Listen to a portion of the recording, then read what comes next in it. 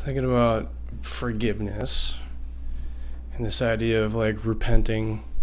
You know, it's a religious practice to do that, and I don't know. There's very low and weird and scary points in a human being's life, and those are hard times, right? So I mean,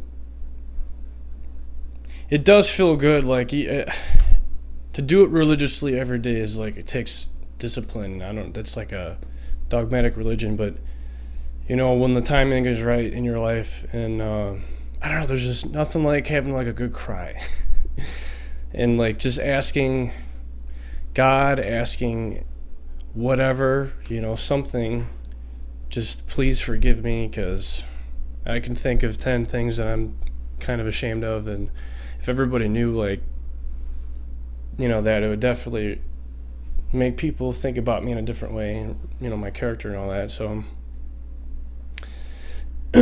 yeah, so I mean, to be able to ask for forgiveness, it's like this, it's like you're almost regurgitating, you're vomiting like this black, vile throw up, just this negativity, and it's like a purging. And you know, I mean, if you actually mean it, like genuinely mean it, you know, asking for forgiveness is benefits you for sure, because I mean, it's like you need two though, because you need to be able to ask for forgiveness, and then you need to be able to accept forgiveness. Like, you need to forgive too. So I challenge you right now, think of something that to you crosses the line, and it just, you know, I don't like what that person did, and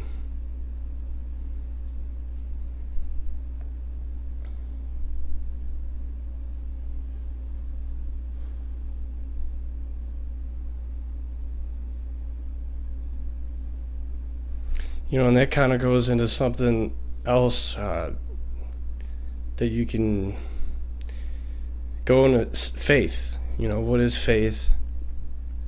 It's a sticky subject, but faith is different for everybody. But I mean, when it's time, we all die. Everybody dies. Everybody goes through that. And there's nobody, it doesn't matter who you are, how great you are, how feared you are, like, you will die one day. And then I just got a feeling that you're going to answer for those things. I don't know if you go to the gates of heaven, like the Christian heaven with the pearly gates, and, you know, I guess what is heaven supposed to be? Just like a gathering of souls. But I mean, see, I don't know if you like keep your identity. I believe when you die from here, that name stays here, and the soul doesn't have an identity. Like, you as that person are gone, but what was, you know, the soul of it, the backbone, I think that just goes to whoever. I mean, who knows? Who knows where your soul goes? You know, the ancient Egyptians talk about the duat, the journey into the afterlife, in the Book of the Dead. You know, that's why they spent for 3,000 years their best minds on the problem of death. Like, they were completely obsessed with death and what happened when you die. You know, I mean, if you were a special person, then your body would get mummified and put in elaborate, you know, coffins and stuff, and all that was a purpose for the pharaoh. I mean, this could apply to anybody, but in the Egyptian, they mummified the pharaoh, and they put elaborate, I mean it's really beautiful but disturbing artwork. You know, this thing's body, and a lot of it, if it's preserved really well, like, it'll be like 4,000 years, and you can still see like their skin and their hair and part of their face. It's like, whoa, dude, that's, to be able to do that is crazy. To be able to mummify and do that and make something last for thousands, hundreds of thousands of years. Not hundreds of thousands, but thousands, comma, hundreds.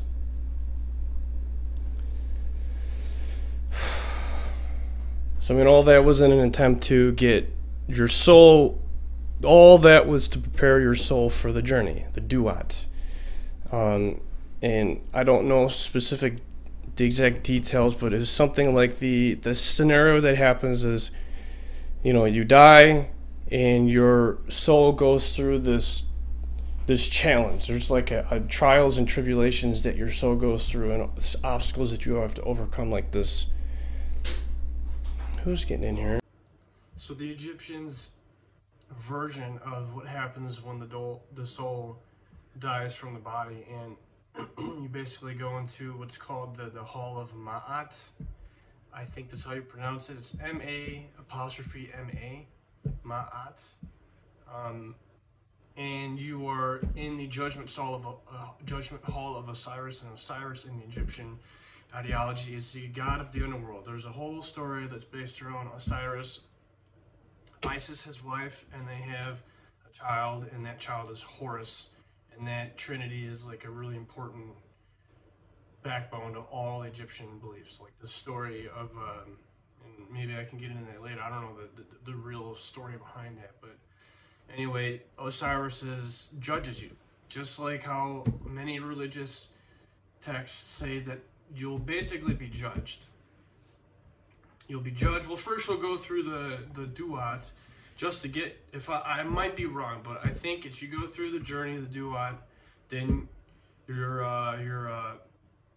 soul is weighed on the scale of truth and justice, or the scale, I'm sorry, is weighed on the scale. Your heart's literally cut out, put on a scale, and on the other side of the scale is a feather.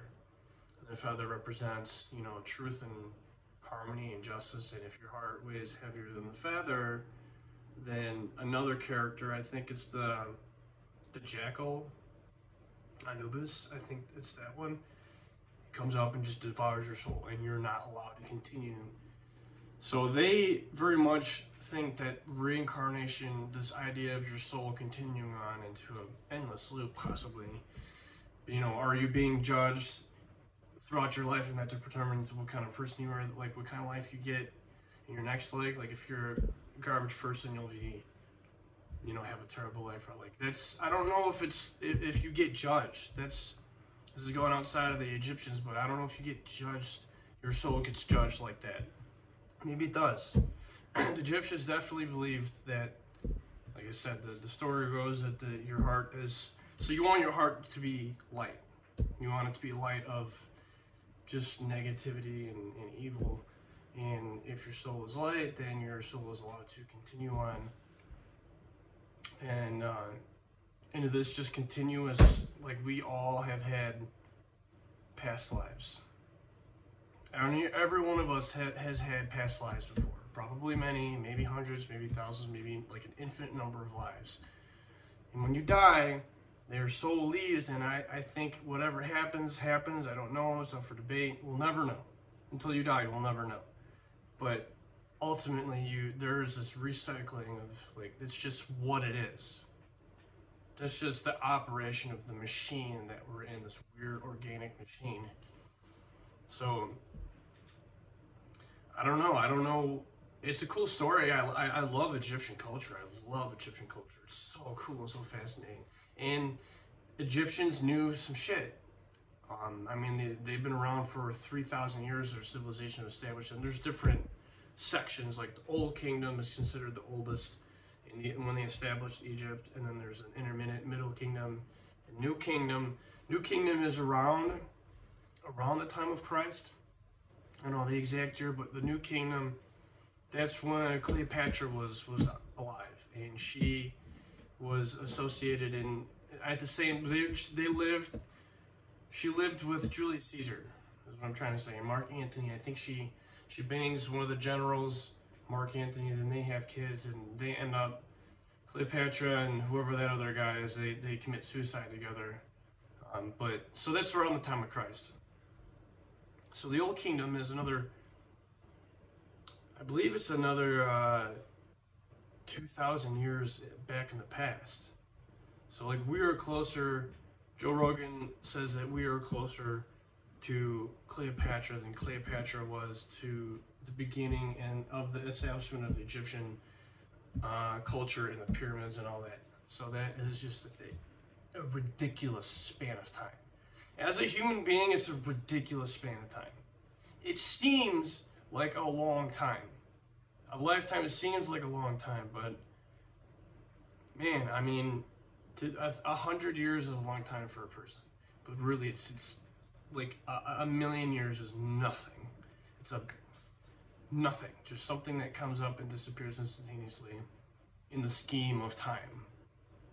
So I mean, we're these beings that have free will, and we just go about life with whatever. I mean, there's, you know, some people have some pretty amazing lives, and then some are really evil and really pathetic and just sad. There's a lot of lives like that, and it's a shame. I wish it wasn't like that. I mean, we live on such a balanced like system.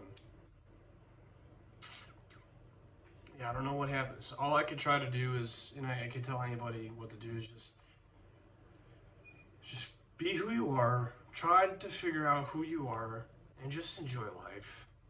That's it. I mean, it's we almost shouldn't even focus too much on outside of our experience, because I mean, because if you didn't enjoy life, then what's the point of being here in the first place? I mean, we can be, you know, any other entity, and we were born as a human being. I mean, as a human beings are pretty amazing.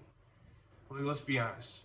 We're not above anything, but I think that we're pretty amazing, and to be born into a body that can speak and have all these senses, and it's crazy, man. It's crazy.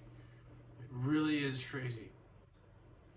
So I think I'm gonna end my rant there. It's just, yeah. So thanks for watching. Consider subscribing. Peace.